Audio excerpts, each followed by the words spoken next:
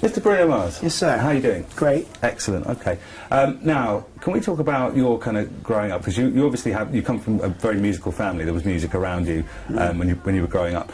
Do you have a sort of like earliest musical memory where you thought, this is what I want to do? You know, there's videos and stuff of me. You could see me performing as a kid, impersonating Elvis. But you know, it's hard for me to remember like what was going on. I do remember that I enjoyed and I loved just going up on stage and performing every night. I think I didn't probably, as a kid, didn't know exactly, you know, I was impersonating somebody, but I did know that, man, I love getting out here on stage.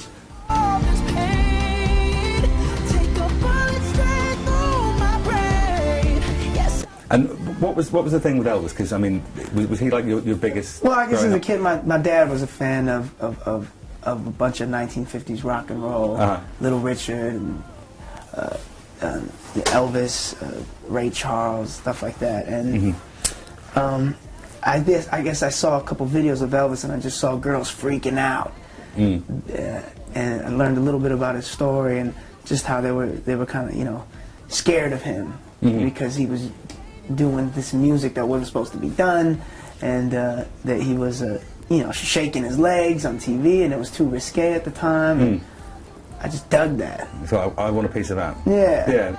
What you don't understand is I catch a grenade.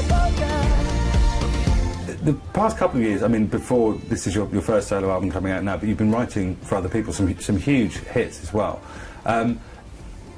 Was it a solo career for you always on the cards, or were you? No, yeah, well, I never thought I would nor wanted to be a producer. I didn't move up to LA to say I'm going to be a producer and a songwriter.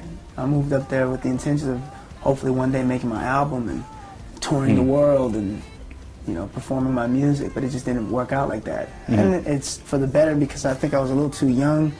I was a little wet behind the ears and didn't really understand what it takes to do something like that.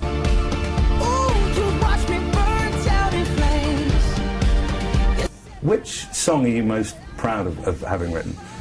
You know, these songs that I write, they all have a special meaning, and you know, I could tell you everything I felt in the studio when we did Nothing on You. I had this beautiful girls all over the world in my mind for maybe about a year, until finally one day we laid down this track, and it kind of just went with it. So when we finally laid it down, it was so special that that idea was finally out of my head and you know, finished. Who do you admire on a songwriting level? On the songwriting level? Yeah. Man, big fan of Smokey Robinson, of course, John Lennon and Paul McCartney. I love the Neptunes. They're great. Timbaland, Bob Marley.